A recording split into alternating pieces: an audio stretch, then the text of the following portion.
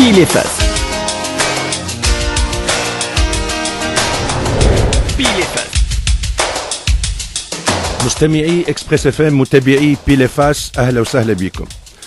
الترجي الرياضي التونسي يرجع لسلسله انتصاراته، يرجع للطليعه، واحباؤه كالعاده يترقبوا في الالقاب، كل الالقاب. هل ميشيل دو كاستيل قادر يلبي كل الرغبات هذه وكل الطموحات؟ وهل ثم اشياء تغيروا في الفريق هذايا ويخليه ما يحققش كل ما يطمح ليه الترجي الرياضي التونسي؟ معنا اليوم ميشيل دو كاستيل اللي باش نطرحوا عليه كل السؤالات والتساؤلات هذه. ميشيل دو كاستيل، bonsoir. Bonsoir. Ben, votre retour à l'Espérance, vous l'avez vécu comment? Vous l'avez vécu comme une revanche, comme quelque chose de nostalgique, ou alors tout simplement quelque chose de très naturel en fait? Non, je crois que c'était très naturel.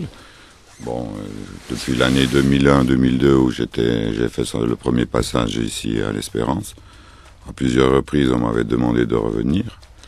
Et puis bon, ça n'a jamais fonctionné parce que soit j'étais sous contrat ou bien j'avais d'autres propositions. Et puis bon, là ça s'est donné puisque j'avais fait mon contrat qui finissait au Maroc fin décembre. Donc automatiquement, pour le début janvier, c'est bien clair que ça m'intéressait de venir dans l'équipe championne d'Afrique pour essayer de reconquérir ce titre et surtout d'avoir des ambitions, d'avoir une équipe qui a beaucoup d'ambition, de gagner le championnat, bon, la Coupe de Tunisie, et puis bon, refaire cette Coupe d'Afrique parce que bon, comme vous le savez, j'avais échoué juste en finale avec le WAC de Casablanca, et puis c'est toujours intéressant d'aller dans la meilleure équipe d'Afrique.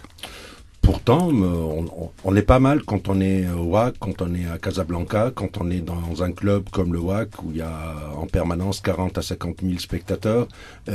Qu'est-ce qui s'est passé? C'est la défaite de l'Espérance qui a un peu, c'est la défaite contre l'Espérance qui a un peu précipité les choses pour vous au Wydad Casablanca? Oui, un petit peu ça, quoi, parce que on s'attendait pas à aller jusqu'en finale, hein, de toute manière. Avec le groupe il y avait quand même Mouloudia d'Alger, il y avait l'Espérance, et puis surtout à l'Ali du Caire, on pensait jamais finir dans les deux premiers. Ensuite, bon, on s'est pris au jeu, on a vu qu'on a fait des bons résultats au Caire. Ensuite, on est venu faire ici 0-0 contre l'Espérance. On a gagné contre Mouloudia, on s'est pris au jeu, et puis bon, les résultats ont suivi. Ensuite, on est allé en demi-finale contre Niemba, on s'est qualifié contre Niemba alors qu'on avait gagné 1-0 chez nous et on a pu résister à la furie nigérienne chez eux en faisant 0-0, donc. Et on pensait pouvoir battre l'Espérance. Bon, c'est bien clair qu'après c'est le premier match sur un 0-0, le deuxième match ici à Tunis, on déméritait pas parce qu'on a joué à 10 contre 11 et on avait fait une très très bonne deuxième mi-temps. On aurait pu égaliser et puis gagner cette Coupe d'Afrique. Bon, après, bon, il y a un petit peu de déception. Et puis, bon, après, c'est vrai que la motivation était moins grande chez les joueurs et chez moi aussi. Je vous pose cette question parce que, bon, comme vous, je connais un peu le Maroc. On est bien au Maroc, mais pourquoi tous les entraîneurs veulent revenir en Tunisie, même s'ils sont bien au Maroc, ils veulent tous revenir ici. Là, vous avez un sourire, il y a sûrement quelque chose qui vous pousse à venir dans ce pays qui est la Tunisie. Non, le Maroc, j'ai bien aimé. J'ai fait quand même, j'avais fait une année en 2003-2004, je crois déjà, au Maroc. Je suis retourné là parce qu'on m'a demandé d'essayer d'amener cette équipe le plus loin possible en Coupe d'Afrique. On est arrivé quand même en finale, c'était quand même un exploit. Et puis bon, après, on sait que avec cette finale perdue, c'était un petit peu perturbé, les joueurs moins motivés. Et puis c'est vrai que moi, quand je vois que les joueurs sont moins motivés, ça me démotive aussi, quoi. Si vous deviez un peu faire la comparaison, ou alors pour quelqu'un de néophyte, quelqu'un qui ne connaît pas le football tunisien, qui ne connaît pas le football marocain, c'est quoi cette différence? Elle est au niveau de la mentalité, elle est au niveau de l'ambiance, au niveau des moyens, au niveau de la technique des joueurs, au niveau. Quelle est la différence? Parce que on compare souvent ce football tunisien au football marocain. C'est quoi la différence? Je crois que c'est pas tout à fait le même football. Le football tunisien est plus près du football européen, je pense quand même, plus structuré. Je pense tactiquement aussi. Et le football marocain, c'est plus un football technique. C'est vrai que c'est des joueurs assez techniques au Maroc et des bons joueurs. Il y a des très bons joueurs au Maroc, mais il y a une petite différence au niveau du mental aussi. Ouais, du mental. Bon, Casablanca, c'est une grande ville. C'est difficile d'avoir une hygiène de vie pour les joueurs pour être professionnels vraiment. Donc, ils ont commencé à devenir professionnels depuis l'an passé, mais bon, la mentalité ne suit pas non plus dans les joueurs. Voilà. Ok. Vous êtes revenu dans un pays, la Tunisie, un pays qui a énormément changé. Vous avez l'espérance a également changé. Vous avez changé. Est-ce que vous pouvez nous parler un tout petit peu de le pays que vous avez retrouvé? C'est un pays qui vous êtes arrivé à une période post-révolutionnaire. Cette espérance qui a également changé sûrement, et vous sûrement, ou alors rien, ou personne n'a changé.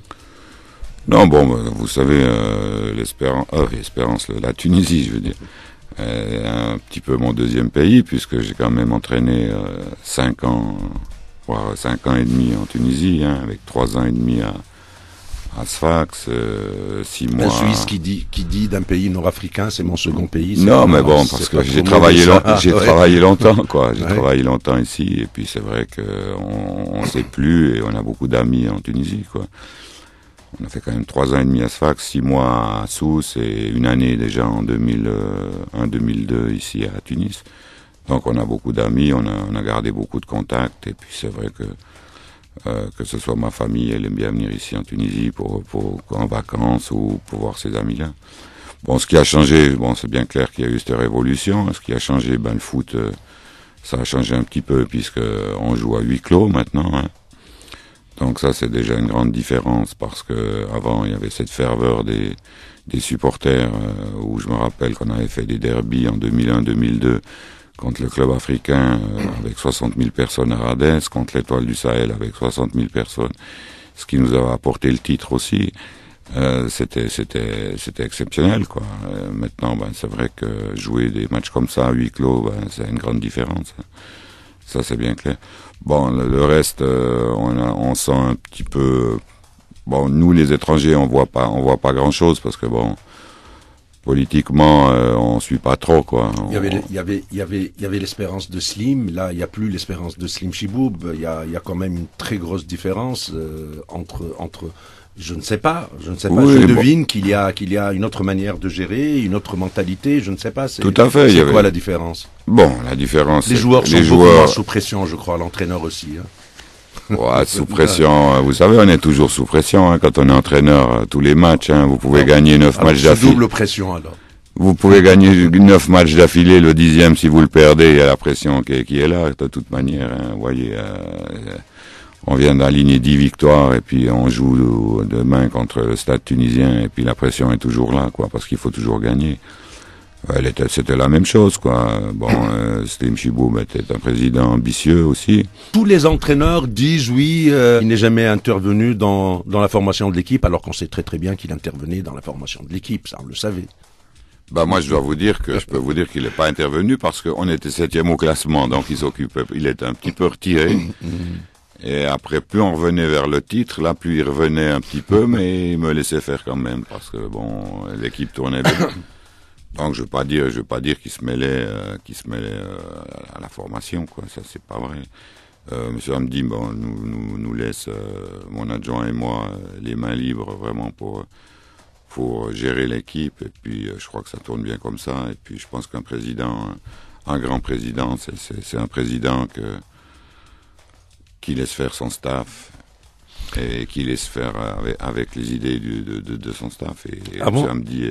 Ok. Avant de parler de votre retour, de ces résultats, du parcours de l'Espérance, vous êtes ce que disait Jacques Brel. Vous êtes un peu un taiseux. Vous n'aimez pas beaucoup parler. C'est vrai que je remarque tout le temps qu'on ne vous pose pas les bonnes questions, mais vous êtes un peu une inconnue, un mystère du moins sur le plan footballistique. Sur le plan footballistique, on a du mal à cerner le style de Castel. Si c'est un conservateur, si c'est un libéral, bien sûr, on parle de foot. Si c'est, on a véritablement beaucoup de mal. Vous êtes quelqu'un qui vous adaptez plutôt bien à ce que vous avez comme joueur, à ce que vous avez comme matériel. Mais on a du mal à déceler la véritable touche de Castel. J'espère que c'est pas une insulte, ce n'est pas un reproche, mais moi j'ai bien envie en tant que journaliste de regarder une équipe, de dire voilà, ça c'est le style de Castel. Vous répondez quoi? Non, ben moi je réponds, je laisse dire quoi, parce que quand on voit les questions qui des fois me sont posées, c'est bien clair que c'est difficile de répondre à des questions comme ça. Mais bon, j'ai mon style de jeu. Pour moi, le football avant tout, c'est un beau jeu. C'est un jeu qui est cohérent, avec qui les joueurs ont du plaisir à jouer. Et puis je peux vous dire que si vous prenez tous les joueurs actuellement de l'Espérance qui jouent, qui sont titulaires, ils ont du plaisir à jouer comme dans mon style de jeu, quoi. Même si on rate pas mal d'occasions, c'est vrai. C'est le style de jeu. Quel est le discours que vous faites à vos joueurs? Quel est le discours technique et tactique et à la limite philosophique que vous faites à vos joueurs? On joue un 4-2-3-1 parce qu'on a les joueurs pour jouer ce style-là. On essaie de conserver le ballon, ne pas perdre le ballon dans la zone 1, la zone 2, la zone 3. Bon, c'est la zone de finition. Là, je demande beaucoup d'improvisation, mais dans la zone 1, zone 2, de ne pas perdre le ballon, avec des schémas aussi, avec des attaques placées. Je crois que les joueurs ont beaucoup de plaisir, en tout cas, à venir aux entraînements quand on voit que des fois, après 1h45 d'entraînement, ils veulent continuer encore à jouer. Mon style de jeu, c'est comme je vous le dis, c'est dans la zone 1, zone 2, de ne pas perdre le ballon. Et puis l'improvisation dans la zone 3 avec des déplacements, surtout et je pense qu'on arrive à un style où on joue bien au ballon, où on se crée énormément d'occasions. C'est vrai que pour l'instant, on en réalise très peu par rapport à ce qu'on se crée. Mais j'entends, c'est un football moderne, c'est un football direct. Qui met en valeur les joueurs avec qui je joue. Ok, ce n'est un secret pour personne, du moins pour les gens qui travaillent dans ce domaine. Votre retour a suscité quelques interrogations et même quelques réserves.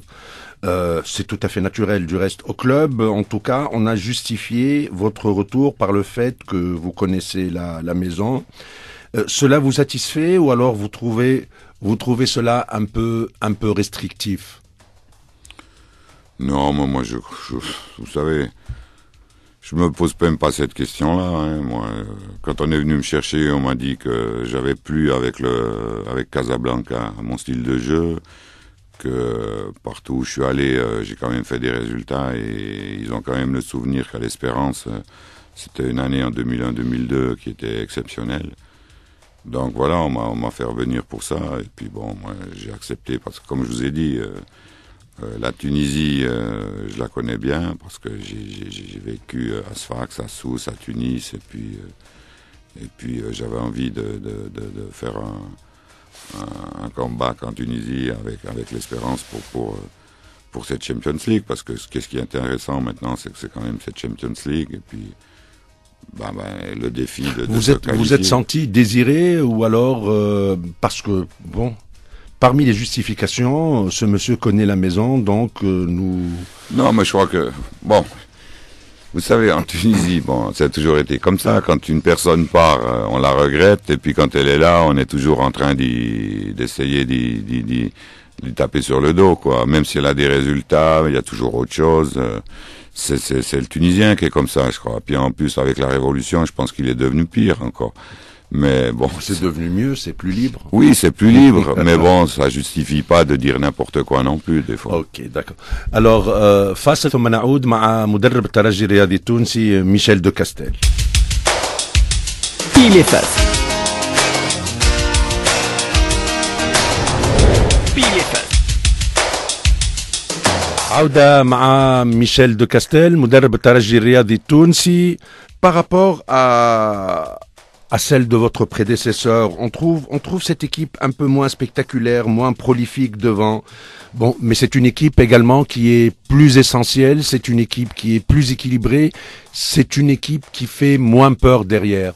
C'est vrai, ouais, c'est vrai que par rapport, bon, déjà l'équipe a changé un petit peu puisqu'on a perdu quand même Daraji, on a perdu Banana. Il fallait bien solidifier la défense. On a un milieu de terrain qui est très solide. On prend très peu de buts, hein, puisqu'en championnat, en 10 matchs, on a pris 2 buts.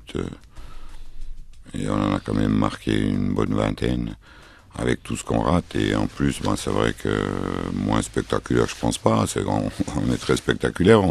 On rate beaucoup d'occasions, comme j'ai dit. C'est pour ça qu'on trouve que c'est peut-être un petit peu moins spectaculaire. Mais dans le jeu, je trouve qu'on est bien. On est cohérent. On est bien placé sur le terrain. On risque très peu de prendre des buts. On a une défense solide avec un milieu de terrain qui est toujours bien placé. Et puis bon, on a des attaquants avec moi je trouve que Yannick Ngen est un attaquant extraordinaire, qui manque un petit peu de réussite ces temps, mais c'est un attaquant extraordinaire. Et bon. C'est pas un joueur qui est un peu en surpoids, ou alors c'est une simple impression optique? Non, c'est simple impression optique. C'est un gros gabarit, c'est vrai, mais il est tout en muscle et je vous garantis que si vous l'avez sur le dos, c'est difficile de s'en tirer. Et s'il m'a sur le dos, lui aussi, ce sera difficile pour lui de s'en tirer. Donc, non, je voulais dire, c'est vous qui voulez cette équipe-là, ou alors c'est l'effectif qui vous impose? Je vous ai dit, c'est une équipe qui est très équilibrée, c'est une équipe qui fait moins peur derrière. Moi, je peux vous dire que celle de votre prédécesseur, c'est vrai qu'elle était spectaculaire devant. Quand ça a accéléré, c'était beau à voir. Il y avait également des buts et tout. Mais dès que le ballon était dans la zone de l'espérance, les espérantistes, et pas que les espérantistes avaient des frissons dans le dos. Donc, c'est vous qui voulez cette équipe-là avec ce style de jeu, ou alors c'est un peu l'effectif qui vous impose ça? Non, c'est moi qui veux ce style de jeu. Moi, je veux un équilibre dans l'équipe. Je pense les grandes équipes, c'est toujours des équipes qui sont bien équilibrées. Hein. Que vous preniez Real Madrid ou Barcelone, c'est des équipes très très équilibrées. C'est pour ça qu'elles prennent très peu de buts et elles marquent des buts, elles se créent des occasions. Et je pense qu'actuellement l'Espérance, c'est un petit peu ça, quoi. C'est une équipe qui est bien équilibrée, où la défense est solide. Les latéraux nous amènent énormément offensivement, mais défensivement ils sont là. Les milieux de terrain sont toujours très bien placés, sont intelligents dans le jeu. Et devant, il y a beaucoup de création avec un Boazi qui est exceptionnel cette saison, avec un NG. Et il a été également la saison écoulée. Justement, je voulais un peu vous parler de Boazi qui est un joueur qui a été véritablement métamorphosé. On est passé du cheval un peu fou, celui qui courait sur la droite, qui faisait n'importe quoi, qui tentait le dribble, qui ne réussissait pas parfois, le joueur qui baissait la tête. Là, on est passé, c'est véritablement un joueur qui a été métamorphosé et qui est très très important pour l'équipe parce qu'il sert de relais, c'est un dribbleur, c'est quelqu'un qui est capable de marquer, qui est capable de donner la dernière passe. C'est un peu à l'image de toute cette équipe de l'Espérance qui a fait un saut de qualité. Non, exactement, c'est ça, c'est Boazi. Je pense que c'est une pièce maîtresse. Actuellement, il a confiance en lui, il joue bien, il sent que l'entraîneur est derrière lui aussi parce que il lui fait confiance. Et puis il s'exprime complètement à 100% quand il est sur le terrain, quoi. C'est un joueur qui est physiquement en plus, qui travaille beaucoup à l'entraînement, qui est sérieux. Donc automatiquement, il est récompensé sur le terrain aussi. Il marque des buts, il défend bien, il donne des passes de but. Donc c'est un joueur important pour l'Espérance. Boazi, justement, on n'en parle pas beaucoup, mais moi je me rappelle avoir écrit énormément d'articles sur ce joueur Et j'ai même reproché au sélectionneur national de ne pas l'avoir pris pour la CAN. Vous avez vu un peu la CAN, il manquait un tout petit peu ce joueur à droite capable d'être relayeur, de revenir à ses anciens réflexes de joueurs qui démarre, qui déborde, qui centre, qui donne la dernière passe. Vous le voyez en sélection, un joueur comme Bouazi? Bon, il y a plusieurs que je vois. Bon, Bouazi, c'est bien clair. Vous n'allez pas me nommer les 40 joueurs. Non, pas les 40 joueurs, mais un joueur aussi comme Khaled Mouli. Je vois très bien qu'il aurait très bien pu jouer en équipe nationale à la dernière CAN, parce que c'est un joueur intelligent, toujours bien placé, qui récupère énormément de ballons, qui perd très peu de ballons. Khaled Mouli, c'est l'exemple même intelligent dans le jeu, qui récupère énormément de ballons, qui est toujours en train de jouer pour pas que les attaquants adverses reçoivent les ballons, et très intelligent dans le jeu. On sent une culture de football on voit qu'il a été en Europe, puis je pense que il a cette culture-là, et je pense qu'actuellement un joueur comme ça peut faire partie de l'équipe nationale. Quelqu'un qui n'a pas cette culture-là, ou alors qui n'a plus cette culture-là, c'est Corby. Ceux qui ne connaissent pas ou ne se souviennent pas du Corby du Stade Tunisien, le Corby du Stade Tunisien, c'était un 6, c'était un 6,5, c'était un 8, c'était un joueur qui partait devant, qu'on retrouvait même à gauche parfois dans des actions offensives. Et puis à l'Espérance, on en a fait un petit chien de loup, un petit pitbull, et ça lui est resté.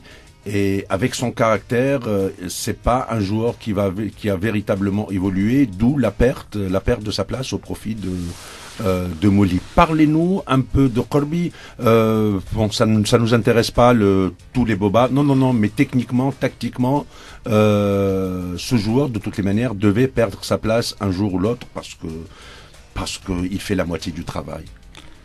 Non, c'est un petit peu ça, quoi. C'est ce qui s'est passé avec mon arrivée. Bon, moi, j'ai voulu mettre en place des milieux de terrain qui sont intelligents dans le jeu. J'ai pas besoin d'un pitbull. J'entends, les deux milieux défensifs sont disposés devant la défense pour essayer d'éviter que les attaquants adverses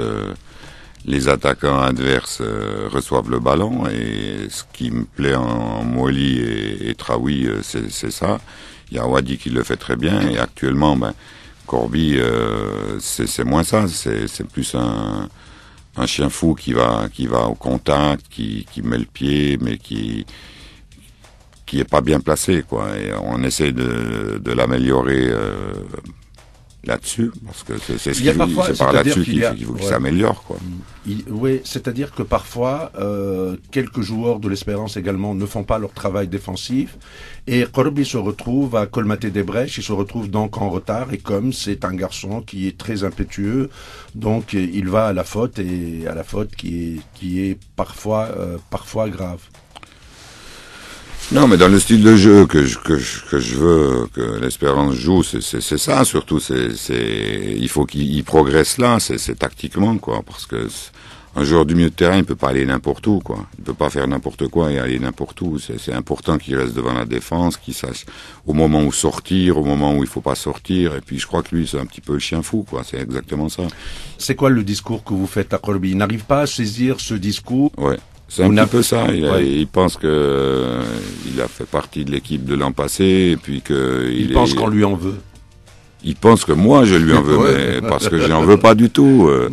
J'entends avec mon adjoint, on est souvent en train d'en discuter, mais on n'y en veut pas du tout. Le problème, c'est que tant qu'il s'améliore pas et tant qu'il veut pas jouer comme nous, on prétend qu'il doit jouer. Il va rester sur le banc. C'est ça. Donc en ce moment, il est encore bloqué dans sa tête. Il ne progresse pas, il n'arrive pas à saisir le discours, il n'arrive pas à comprendre que c'est une question de jeu, qu'il doit progresser. À fait, voilà. Donc il en est là. Donc il en est là, et puis lui, il se met dans la tête que je l'aime pas et qu'on l'aime pas et que il peut jouer n'importe comment et il jouera pas. Non, c'est pas ça. C'est qu'une question de progression et c'est qu'une question de tactique sur le terrain, et voilà, c'est tout. Bon, des gens qu'on n'aime pas, par contre, à l'Espérance, et dans les grands clubs ici, en général, ce sont les jeunes. L'Espérance cartonne au niveau des jeunes. au niveau des sélections aussi. Mais ces jeunes, on les voit pas beaucoup, où ils sont prêtés, où ils sont sur le banc, où on a énormément parlé à un certain moment de Ben Amouda, qui est actuellement l'avant-centre de Khaled, qui a été prêté par l'Espérance, qui est un excellent joueur, qui a même été titulaire, puis après il a disparu de la circulation pour passer. Mhirsi, Driss Mhirsi également, on en a énormément parlé, on parlait d'un très grand joueur. Mais ces jeunes, on les voit pas, et c'est pas nouveau à l'Espérance Banque. Vous allez me dire que les autres joueurs ne sont pas vieux, mais il y a énormément de jeunes qui poussent, ils sont par dizaines dans les sélections de jeunes, mais en fin de compte, on les voit pas.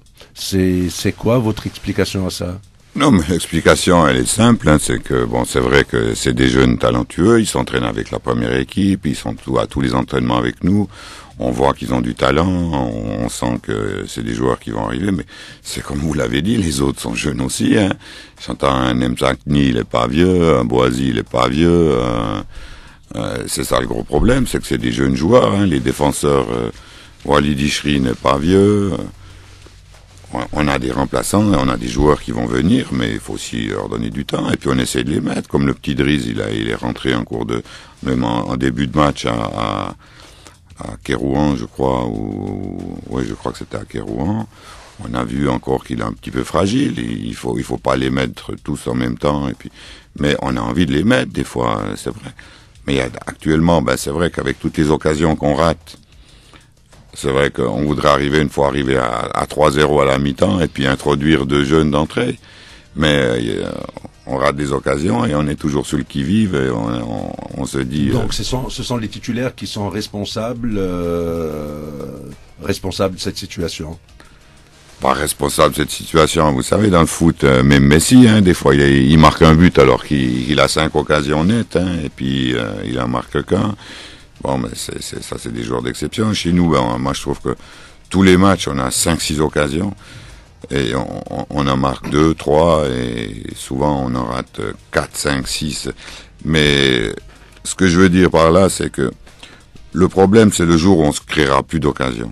Alors là, je me poserai quand même des questions sur notre jeu. Avant de vous poser des questions, on va passer à un intermède musical. فاصل غنائي ثم نعود مع ميشيل دو كاستيل مدرب الترجي الرياضي التونسي.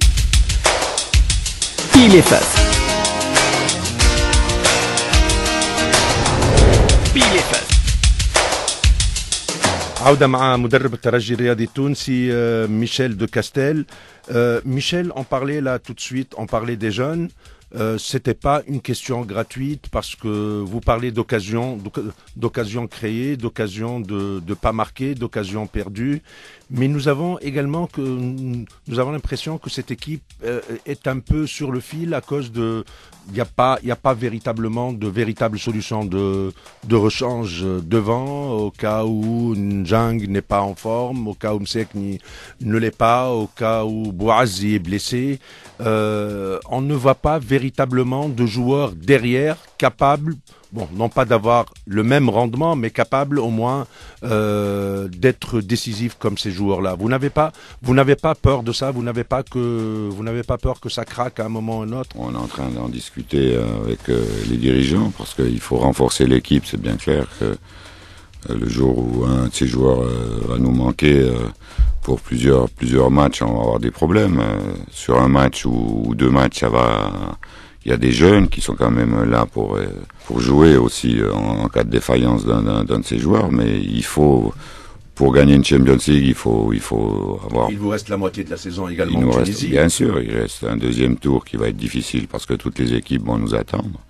Et puis là-dessus, c'est bien clair qu'on essaye de faire des grandes récupérations puisqu'on joue tous les 3 jours, on essaye de faire le mieux possible, en essayant que les joueurs soient en forme tous les 3 jours, mais le jour où on aura des blessés, c'est bien clair qu'on aura un peu de difficultés. Là. Oui, ce qui est tout de même un peu bizarre, justement, on parlait de tous ces jeunes de l'Espérance qui sont dans les différentes sélections, et puis on pense toujours à la solution qui vient d'ailleurs, c'est-à-dire au recrutement. Est-ce que si on avait bien préparé ces joueurs, si on les avait bien intégrés, si on leur avait fait confiance, parce que Driss Mhid s'y a joué, parce que Ben Hamoud a joué, qu'il a eu un très très bon rendement.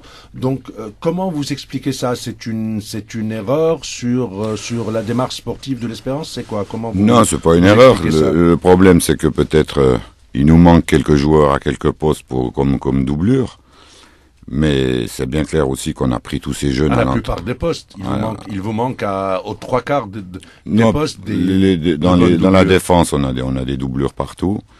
Au milieu de terrain, on est quand même, il y a 4 pivots pour 2 places. Ce qui nous manque un petit peu, maintenant, en perdant Daraji, c'est bien clair qu'on n'a plus que Msakni qui Daraji, il a disparu de la circulation. Techniquement, sportivement, ça fait plus d'une année qu'il a disparu de la circulation. Ouais, mais bon, là, il faut y réfléchir à ça, parce que Yeb, c'est un très bon joueur, mais il faut qu'il ait aussi de la concurrence en numéro 10. Yannick, c'est bien clair, pour moi, c'est le meilleur avant-centre d'Afrique. C'est le meilleur avant-centre de l'Afrique. Pour moi, c'est le meilleur avant-centre d'Afrique. C'est bien clair que c'est un avant-centre qui est complet. Bon, il manque un petit peu de réussite ces temps, mais aussitôt qu'il va remarquer un but, vous allez voir, les buts vont suivre. Non, je trouve ça très bizarre parce que pour un avant-centre qui a marqué 4 ou 5 buts dans un championnat tunisien, je ne pense pas que ce soit, bon, c'est votre avis, je ne pense vraiment pas que ce soit le meilleur avant-centre d'Afrique. Ou alors, qu'est-ce qu'on dirait des avants qui claquent 20 buts par saison. On va revenir à Yannick. Donc, vous savez, en Afrique, je pense pas qu'il y ait des joueurs qui claquent 20 buts par saison. Oui, mais dans un championnat tunisien, dans une équipe qui archi-domine oui, mais faut voir, le faut football tunisien, ça fait quelques années quand même. Non, mais Yannick, c'est un joueur, moi je trouve d'exception parce que il a tout le poids d'une défense adverse sur le dos. Il joue seul devant, il marque des buts, il fait marquer des buts, il bouge énormément. Il va très probablement partir cet été. C'est bien clair qu'il va peut-être partir cet été. Parce qu'il a une clause libératoire. Mais on essaye de le garder, quoi. Mais bien sûr qu'on pense à ça. Il est presque parti. Votre président, là, il y a 4 ou 5 jours, j'ai lu une interview de votre président qui parlait de 2 joueurs. Les 2 joueurs dont vous parlez, est-ce qu'ils sont là? C'est-à-dire vous les avez supervisés, ils sont dans le collimateur, ils sont où ces joueurs et à quel poste? Non, on en parle beaucoup parce qu'on essaie de trouver si Yannick part, il faut le remplacer. Donc on a quelques joueurs on a quelques joueurs dans la tête, mais pour l'instant Yannick il est là. On essaie de discuter avec lui pour essayer de le garder encore jusqu'en tout cas à la fin de l'année. Et puis on verra s'il part. C'est bien clair qu'il faudra y penser tout de suite et à prendre un voire 2 attaquants, quoi, parce que il faudra peut-être aussi changer de style, parce que trouver un centre avant comme Yannick, on le trouve pas comme ça sur le marché facilement. Donc il faudra y penser, on est en train d'y penser même, mais il faut voir s'il part ou s'il part pas. S'il part pas, j'entends, ça sert à rien de changer le style de jeu. Il nous faudra peut-être un joueur qui puisse le remplacer, qui puisse de temps en temps le faire souffler aussi, puis le mettre, mais s'il part pas, je vois pas pourquoi tout changer le style de jeu. C'est vrai que dans la configuration du jeu de l'Espérance, c'est vrai qu'il y a Bouazi à droite, c'est vrai qu'il y a Yannick Djeng, c'est vrai qu'il y a Msekni, mais ce que j'ai remarqué ces 2-3 dernières années, c'est que cette équipe est un peu boiteuse au niveau offensif sur le flanc gauche. Il y a Chamem, mais Chamem c'est pas suffisant. Et cette équipe-là n'est pas présente massivement devant, c'est-à-dire quand l'Espérance attaque, il y a toujours des blancs. Là vous parliez de John Jang qui aurait pu avoir un peu plus d'appui et il serait plus efficace et il claquerait plus de buts. Non, mais bon, il faut voir le contexte des matchs. Toutes les équipes nous attendent. C'est pas facile, hein. Il faut se créer des occasions. Et tout le monde veut battre l'Espérance. Tout le monde joue à 200% quand elle joue contre l'Espérance. C'est pas tous les matchs où on va dire, on va marquer 4-5 buts. Bon, on se crée les occasions. Si on a la réussite, on a joué contre Zarzis dans le premier match, on a eu 3 occasions, on a marqué 3 buts, le match a fini 5-0. Les matchs suivants, c'était à peu près pareil, mais on n'a pas marqué les occasions, et puis bon, ça finit 2-0, 3-1 ou 1-0. C'est la réussite qui nous manque. Bon, il y a un petit peu des fois de la maladresse aussi, hein, c'est bien clair, hein, quand on est seul devant le gardien et qu'on a pris l'habitude de marquer, ben on marque facilement. Quand on a raté, ben on doute un peu, on met le ballon sur le gardien, on met le ballon par-dessus, à côté. Et puis c'est ça quoi. Alors فاصل غنائي ثم نعود مع مدرب الترجي الرياضي التونسي ميشيل دو كاستيل. Pile et face.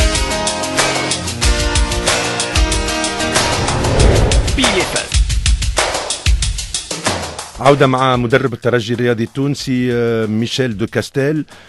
Michel, il y a une question qui se pose avec insistance dans le football tunisien à propos de l'Espérance, à propos de ce championnat. Quelle est véritablement la part de l'Espérance et quelle est la part des autres équipes, la part des autres équipes qui sont ou en crise financière, ou en crise technique, ou en crise administrative? Et ça ne date pas uniquement de la Révolution. L'Espérance, quand même, elle a sa tâche qui est un peu facilitée. Le club sfaxien n'est plus ce qu'il était. L'Étoile n'est plus ce qu'elle était. Le club africain, n'en parlons pas. C'est vrai qu'il y a aujourd'hui le véritable concurrent de l'Espérance, c'est Bizerte, parce que les Bizertins, ils ont également un effectif au niveau de la qualité et au niveau du nombre. L'AS Marsa, je ne pense pas que l'AS Marsa puisse être un véritable concurrent. Donc, quelle est la part de l'Espérance et quelle est la part des autres équipes? Bon, l'Espérance, c'est quand même un grand club qui vient de sortir champion d'Afrique, donc elle a un grand président aussi à sa tête. Les structures de l'Espérance restent, qui est pas de spectateurs ou qui est des spectateurs, ça reste toujours la même chose.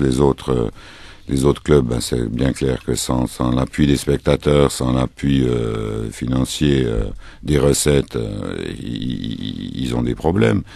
Mais je crois que avant tout, ben c'est vrai que l'Espérance, en jouant à huis clos, on peut remarquer que l'Espérance elle est en difficulté, bien sûr, parce que tout le monde l'attend, mais j'entends, c'est la véritable différence entre l'Espérance et les autres clubs. Tandis que quand il y a les spectateurs, l'influence sur l'arbitre, l'influence sur beaucoup de choses, des fois favorise les autres clubs. Tandis que là, on voit vraiment que l'Espérance est au-dessus, quoi, sur tous les plans, quoi. Structure, joueurs, et puis moi je trouve que actuellement, ben, l'Espérance est la meilleure équipe de Tunisie, quand même. Vous avez un concurrent que vous ignorez peut-être, ou alors que vous ne connaissez que trop, et qui est votre prédécesseur. Pour le connaître un tout petit peu, je sais que ce n'est pas quelqu'un qui va lâcher facilement l'Espérance et qui vous attend au tournant, qui attend cette équipe au tournant parce qu'il pense que lui a obtenu les plus grands résultats et que plus personne après lui ne pourrait obtenir ce résultat. Est-ce que vous vivez un peu avec ce fantôme, ou alors vous composez avec? Pas du tout. Moi. Est-ce qu'il y a eu une passation de pouvoir d'abord à l'Espérance, sincèrement? Moi, je l'ai vu une fois et on a discuté. De toute manière, on se respecte beaucoup. Le jour, il a ramené le photographe. Ouais. Peut-être, okay. Je sais pas. Ouais.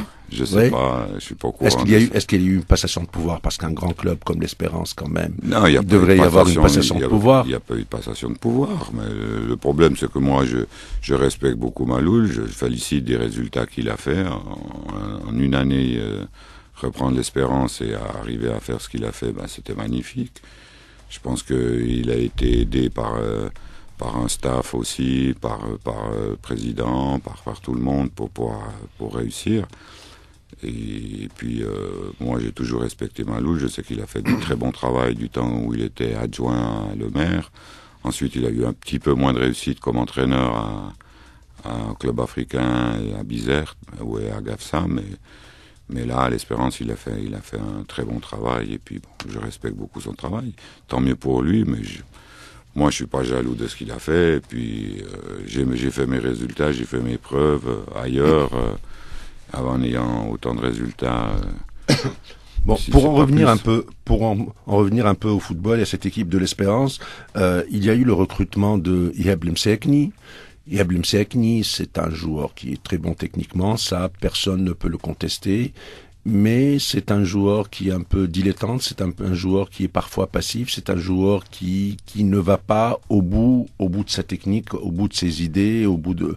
Vous le voyez comment dans cette configuration, Ihab Msekni? Est-ce que vous le voyez progresser sur les plans là où justement il est faible? Non, je trouve qu'il y avait Sakni, bon, il a un gros rôle parce qu'il doit remplacer déjà Daraji, hein, donc c'est pas évident. Hein. Même si Daraji était en baisse de forme ces derniers temps, c'est quand même un grand joueur. Il restera toujours un grand joueur dans les annales de l'Espérance. Yeb, c'est un très bon joueur. Techniquement, c'est un très bon joueur. Tactiquement, c'est un joueur qui écoute, qui fait beaucoup d'efforts sur le plan tactique, qui essaye de faire ce que on lui demande. Le gros problème de Yeb, c'est le manque de travail. Je pense que il se contente de très peu. Et le jour où il se met dans la tête que pour arriver à un haut niveau, il faut travailler, toujours plus travailler, avoir une hygiène de vie exemplaire. Là aussi, vous avez le même problème avec Corby, de lui passer le message. Ils viennent du même club. Non, parce que Yeb comprend vite tactiquement. Il comprend vite tactiquement. Le gros problème de Yeb, c'est, je dirais, sa condition physique. Et tant qu'il n'a pas compris que pour arriver à un haut niveau, il faut être prêt physiquement, même si on est très bon tactiquement et techniquement, il va avoir des problèmes. Mais le jour où il comprendra que son hygiène de vie... Il va comprendre? Ben bien sûr qu'il va comprendre, parce que je pense qu'il a envie de jouer à l'Espérance et puis il a envie d'être titulaire. Parce que bon, c'est bien clair que s'il n'arrive pas à s'améliorer là-dessus, ben il va être remplaçant. Donc je pense qu'il est assez intelligent pour comprendre ça et pour réussir à s'améliorer là. Sincèrement, vous auriez laissé partir un joueur comme Draman Traoré?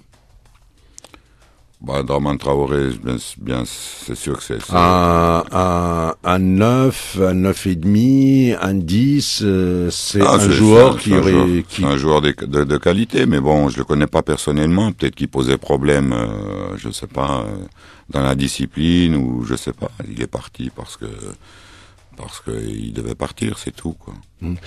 Cette équipe qui est un peu restreinte, vous jouez avec 13, 14, 15 joueurs au maximum, et encore, c'est une équipe qui peut tenir encore la moitié de la saison, qui peut fournir des joueurs à l'équipe nationale, qui peut se battre en Ligue des Champions, ou alors il y a un moment où cette équipe va craquer, même mentalement, ce n'est plus possible, ce sont des joueurs qui sont sur la brèche, ça fait un bon bout de temps maintenant.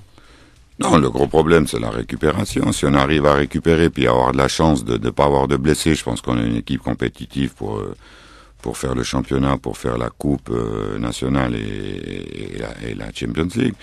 Le problème, c'est si on a plusieurs blessés, c'est vrai qu'on va avoir un petit peu des problèmes. C'est pour ça qu'on en discute avec les dirigeants, où se renforcer, qui garder à la fin de la saison, où se renforcer à quel poste. Et puis je pense que le président et le comité sont conscients de ça. Ça vous arrive de regarder les jeunes, leurs matchs, ça vous arrive de regarder, ou alors vous ça m'arrive même d'aller les voir s'entraîner, de voir les espoirs, les juniors s'entraîner.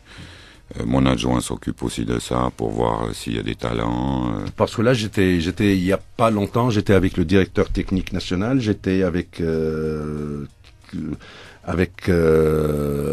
l'ex-adjoint de Nabil, qui est Qasri, et il m'a parlé de très très très très bons joueurs chez les jeunes, et depuis le temps qu'on entend parler de ces jeunes, mais c'est vrai que mais actuellement ils jouent en junior, donc ça va être un peu difficile de les mettre en première équipe, mais c'est vrai qu'il y a une génération qui arrive en junior qui est très forte, donc mon adjoint les suit un petit peu, se renseigne pas mal là-dessus. Et puis, de temps en temps, c'est bien clair qu'on va faire monter un joueur en première équipe, au moins déjà pour s'entraîner, pour le mettre tactiquement au point. Mais vous savez, on est quand même 30 à l'entraînement. Hein. Donc ça veut pas dire qu'on délaisse les joueurs. Hein. On a 30 joueurs à l'entraînement tous les jours, c'est pas facile des fois. Nous n'avons pas encore 30 minutes, nous avons moins d'une minute. Vous êtes parti pour rester à l'Espérance ou alors ça dépendra des résultats? Bon, écoutez, pour l'instant les résultats sont là. Je pense que le comité est content de moi avec 10 matchs, 10 victoires, une qualification en Coupe d'Afrique pour le prochain tour.